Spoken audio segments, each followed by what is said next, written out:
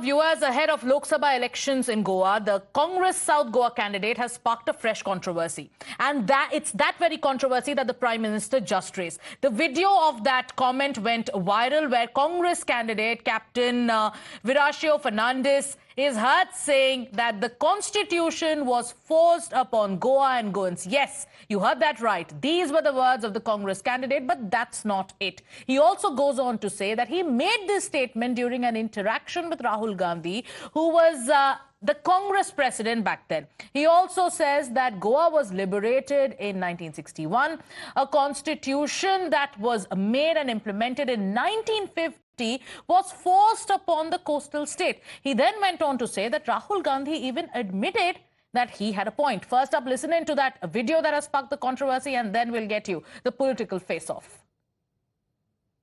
Is it constitutional? I mean, no. No discussion. I said, sorry. I said, sir, please listen. Constitution was implemented on 26 January 1950. We were not part of India.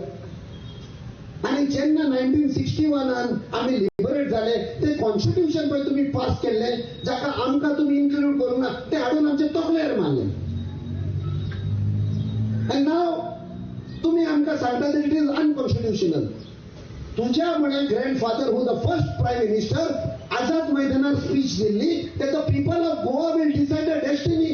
आमची हुई destiny आनी कोणे decide केली म्हणे. ताणे आपणाचो OSP हांगा ताका विचारलें. He is not a point म्हणपाक लागलो. When the constitution was made and implemented, Goa was not part of India. Now, Captain Viracio Fernandes in that video is heard saying that when he made the point of constitution being forced upon Goa, Rahul Gandhi said that, yes, he has a point. Now, following that comment, the Congress candidate has also responded to the controversy.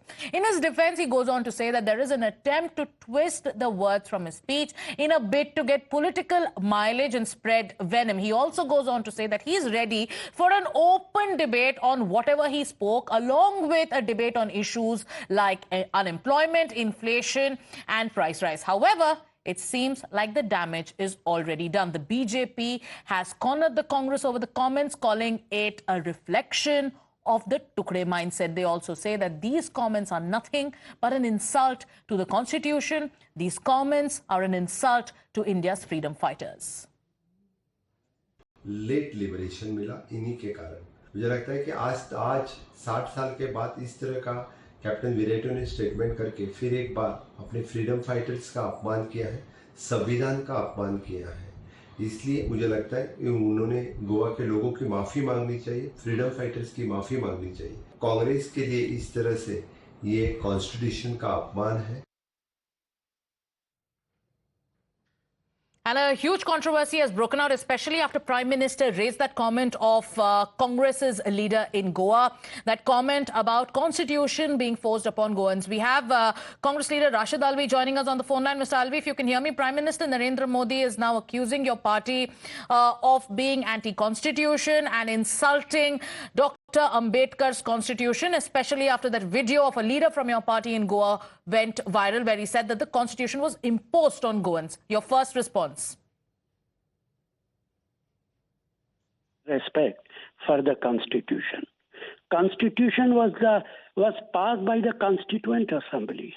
And who were the members of Constituent Assembly? Modi Saab and his party was nowhere in Constituent Assembly. Most of the congressmen and congress leaders were the members of Constituent Assembly. If anybody of Congress party is a national party, huge party.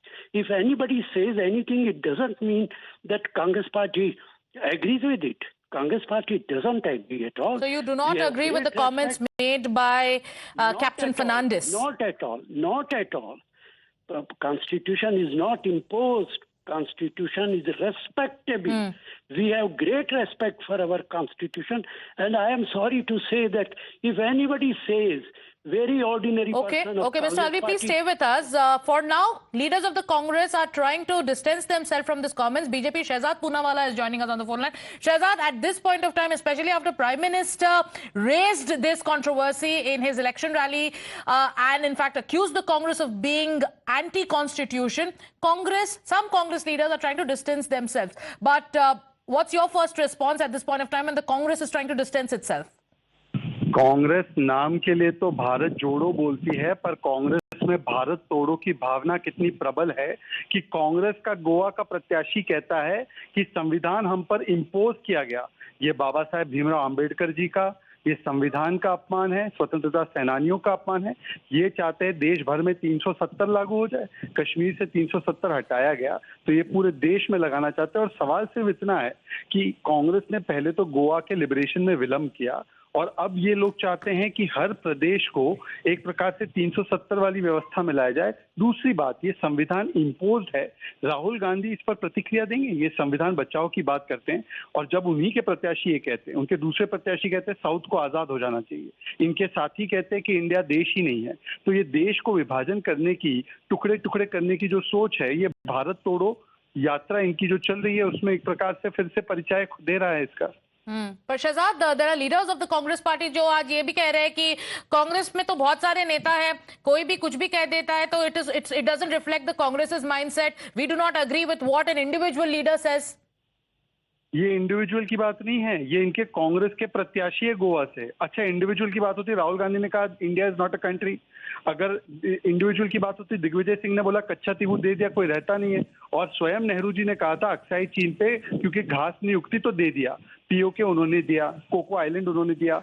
तो भारत के विभाजन करके टुकड़े करना ये कांग्रेस की रगों में है, हर नेता के अंदर है और इसीलिए उनके प्रत्याशी की इन बातों को वो खंडन नहीं कर रहे, अपना रहे हैं। अब राहुल गांधी और सोनिया गांधी बताइए, संविधान बचाओ है तो संविधान इंपोज कैसे हो रहा है? All right, Shehzad, stay with us. We have Congress's Udit Raj also joining us. Udit Raj, thank you for joining us.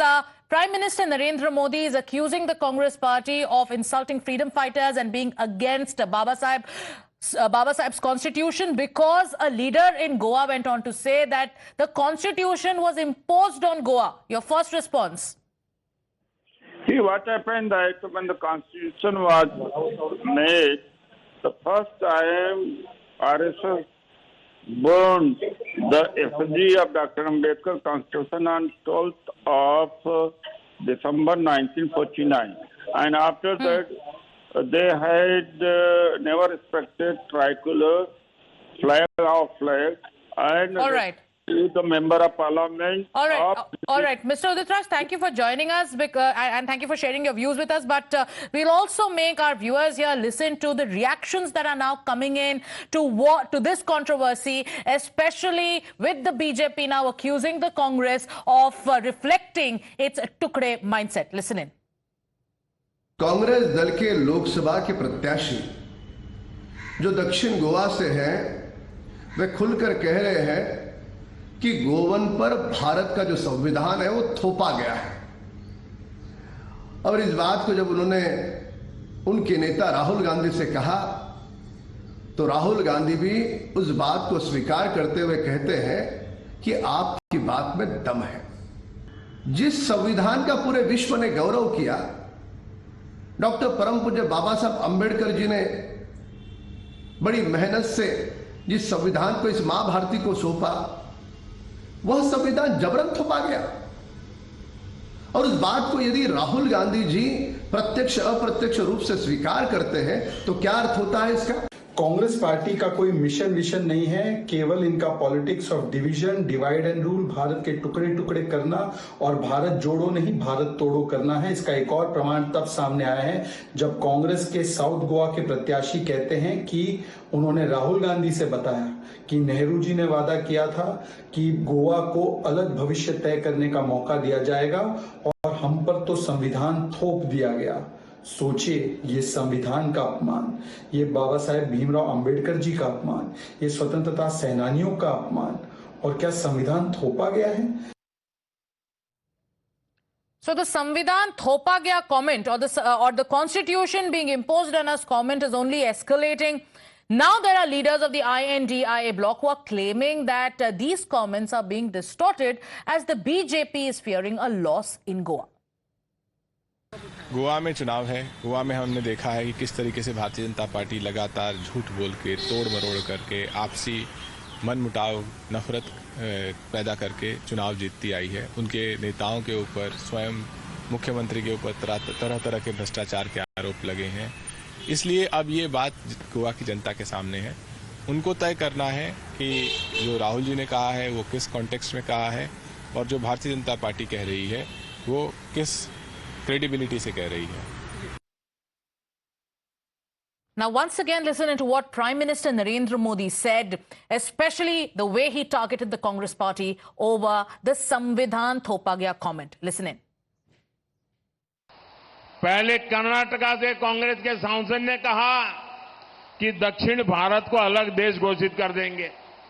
अब कांग्रेस के गोवा के उम्मीदवार कह रहे हैं कि गोवा पर भारत का संविधान लागू नहीं होता।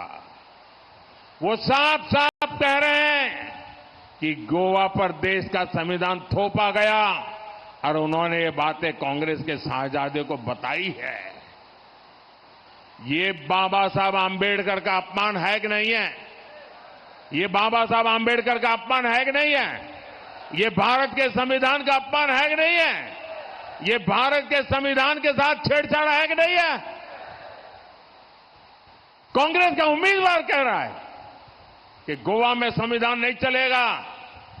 ये जम्मू कश्मीर के लोग भी कहा करते थे, आपने मोदी को आशीर्वाद दिया, आज उनकी बोलती बंद हो गई और देश का संविधान वहां चल रहा है। बाबा साहब आंबेडकर का संविधान जो जम्मू कश्मीर में नहीं चलता था वो भी लागू हो गया। भाइयों बहनों, कांग्रेस का उम्मीदवार कह रहा है कि उसने उसके नेता को कहा है और ये सार्वजनिक करता है। उसका मतलब उस नेता ने उसको मुख सहमति दी है। ये सोची समझी चाल है देश को तोड़ने की। कांग्रेस को देश के एक बड़े हिस्से ने नकार दिया है, इसलिए वो देश में ही ऐसे टापू बनाना चाहती है। आज गोवा में संविधान को नकार रहे हैं, कल पूरे देश में बाबा साहब आंबेडकर के संविधान को नकारने का पाप करेंगे।